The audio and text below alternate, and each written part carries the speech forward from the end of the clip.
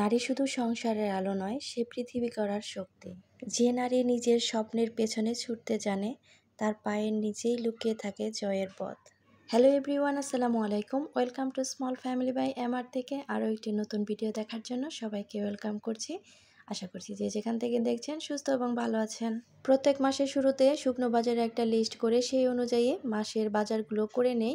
মাসের শুরুতে লিস্ট করে বাজার করে নিলে একদিক থেকে যেমন শান্তিতে থাকা যায়, আরেক দিক থেকে বাড়তি যে খরচ সেটাও হয় না। তো এখন এই মুহূর্তে যারা আমার ভিডিওতে ক্লিক করেছেন এবং আমার ভিডিওতে দেখা শুরু করেছেন, তারা প্লিজ ছোট্ট একটি লাইক দিয়ে আমার ভিডিওটি কন্টিনিউ করবেন। আপনাদের ছোট্ট একটি লাইক পারে আমাকে আপনাদের মতো আরও কয়েকজনের কাছে পৌঁছাতে। আর আজকে যারা আমার চ্যানেল নতুন ভিজিট করছেন, আমার ভিডিওর কোথাও কোনো অংশ যদি ভালো লেগে যায়, তো প্লিজ আমার চ্যানেলটি সাবস্ক্রাইব করে আমার পাশেই থেকে যাবেন। ইতিমধ্যে যারা আমার চ্যানেলটি সাবস্ক্রাইব করে আমার ভিডিওতে লাইক কমেন্ট করে যাচ্ছেন, তাদেরকে জানাই অসংখ্য ধন্যবাদ। গত ভিডিওতে বেশ কিছু আপু আমাকে কমেন্ট করেছে, তারাও ঘরে বসে কিছু করতে চায়, অনেকে সাহস পাচ্ছে না, অনেকের আবার হাজব্যান্ড হয়তো সাপোর্ট করছে না, যার কারণে শুরু করতে পারছে না। আমার গত ভিডিওর থাম্বনেলটা এরকম ছিল, ঘরে বসে হাজার হাজার টাকা ইনকাম। তো ওই ভিডিওতেই কিন্তু বেশ কিছু আপু এরকম কমেন্ট করেছিল। এখনও আমাদের সমাজে এমন অনেক ফ্যামিলি আছে যারা নারীদেরকে কোণঠাসা করে রাখতে চায়।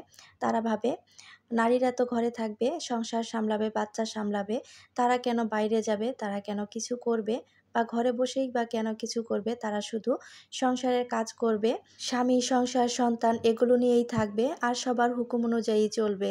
এমন কিছু মন মানসিকতার মানুষের কারণে অনেক গৃহিণী বা নারী তাদের ভিতরে যে কোনো কিছু করার প্রতিভা আছে, তারা কিছু করতে পারে, তারা কিছু করতে চায়, এগুলো থেকে বঞ্চিত হচ্ছে। এখন ভিডিও সম্পর্কে কিছু কথা বলি। দেখতে পাচ্ছেন পানি খাওয়ার 2টে মগ আমি নিয়েছি। তো এগুলোর মুখ কিন্তু ফেটে গিয়েছে, যার কারণে এখানে আর পানি খাওয়া যায় না। তো পানি নিলে পড়ে যায়।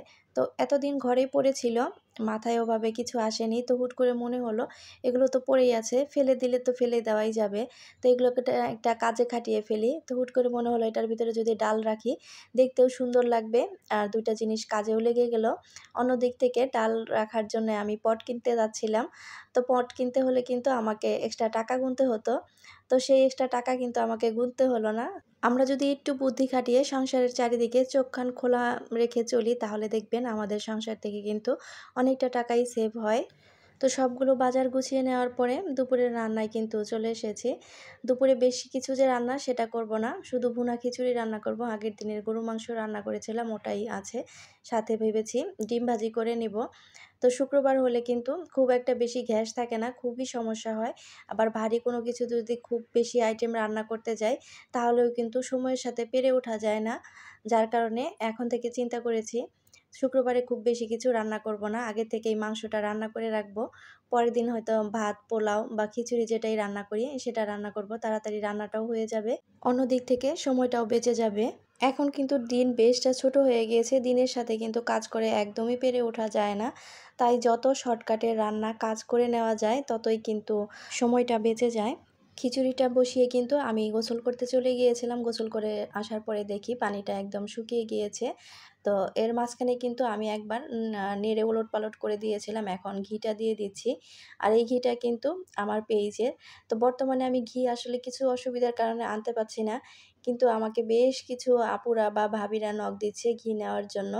তো যখন তারা আমার কাছে অর্ডার করে যে আমাকে 1 কেজি বা হাফ কেজি ঘি দেন, তখন কিন্তু আমি যখন দিতে পারছি না, আমার খুবই খারাপ লাগা কাজ করে। তো আসলে ঘিটা আনতে হলে আমাকে এখন যেতে হবে। তো আমার পক্ষে এখন বাড়ি যাওয়া সম্ভব হচ্ছে না। যার কারণে আসলে আমি এনে দিতে পারছি না। তো দুপুরের খাবারটা কিন্তু খেয়ে নিয়েছিলাম। আর এখানে এই যে চিকেন ফিঙ্গার দেখাচ্ছি। গত ভিডিওতে আমাকে এক আপু কমেন্ট করেছিল আমি কোন আইটেমের দাম কত করে রাখছি। এই যে চিকেন ফিঙ্গার দেখালাম, ওটার দাম রাখছি 550 টাকা কেজি। আর এখানে যে আলু মিক্সড করে চিকেন কাবাব তৈরি করেছিলাম, এটার প্রাইস রাখছি 25 টাকা। শুধু যদি চিকেন দিয়ে করা হয় সেক্ষেত্রে দামটা বেড়ে যাবে। আর এই যে এখানে চিকেন কিছু পুলি বানিয়েছিলাম, এটার অর্ডার ছিল। এই চিকেন পুলিগুলোর প্রাইস ছিল 25 টাকা করে। এটা শুধু চিকেন দিয়ে বানানো হয়েছে। কেউ যদি চিকেন উইথ ভেজিটেবল পুলি নিতে চায়, সেক্ষেত্রে প্রাইসটা কিন্তু কমে যাবে। বর্তমানে অনেক বাচ্চা আছে যারা কিন্তু একদমই ভেজিটেবল খেতে চায় না। তো অনেকেই আছে যারা চিকেনের সাথে মিক্সড করে ভেজিটেবল দিয়ে পুলিটা তৈরি করে দিতে বলে। রোলটাকেও ওইভাবে তৈরি করে দিতে বলে, চিকেনের সাথে ভেজিটেবল মিশিয়ে রোলটা তৈরি করে দেই। অর্ডারের জন্য যে পুলিগুলো তৈরি করেছিলাম, ওখানে বাড়তি কিছু পুলি তৈরি করেছি আমাদের নিজেদের জন্য। আর পুলিগুলো বিকেলে নাস্তার জন্য কিন্তু ভেজে নিচ্ছিলাম। আমার অনেক ইচ্ছে ছিল আমি কিছু করব বা কিছু করতে চাই, এরকম চিন্তাভাবনা কিন্তু অনেক দিন আগে থেকে করছিলাম। তো প্রথমে ভেবেছিলাম থ্রি পিস নিয়ে কাজ করব। তখন একবার চিন্তা করে দেখলাম আমি যদি থ্রি পিস নিয়ে কাজ করতে যাই, সেক্ষেত্রে আমাকে অনেকটা টাকা, বেশ কিছু পরিমাণ টাকা কিন্তু ইনভেস্ট করতে হবে। তো আমার পক্ষে অতগুলো টাকা কিন্তু ইনভেস্ট করা সম্ভব ছিল না। যার কারণে ওখান থেকে দূরে সরে আসি। পরে যখন চিন্তা ভাবনা করি যে কি করব, কি করা যায় কম টাকার মধ্যে, তখন হুট করে আমার মাথায় আসে আমি যদি ফ্রোজেন আইটেম নিয়ে কাজ করি তাহলে কেমন হয়? আমি যেহেতু আমার বাচ্চাকে ফ্রোজেন আইটেমগুলো কিনে খাওয়াই না, আমার বাসায় আমি হোমমেড তৈরি করে খাওয়াই। ওখান থেকে এই চিন্তা ভাবনাটা মাথায় আসে। তখন আমি আমার হাসব্যান্ডের সাথে এই ব্যাপারটা শেয়ার করি। তখন উনি আমাকে বলে, "এটা খুব ভালো আইডিয়া। তুমি শুরু করো। আমি তোমার পাশে আছি।" আর এভাবেই কিন্তু আমি ঘরে বসে ইনকাম করা শুরু করেছি ইনশাআল্লাহ। আজ ভিডিওটা এখানেই রাখবো। সবাই ভালো থাকবেন, সুস্থ থাকবেন। আমাদের জন্য দোয়া করবেন। দেখা হয়ে যাবে নেক্সট কোনো ভিডিওতে। আল্লাহ হাফেজ। আসসালামু আলাইকুম।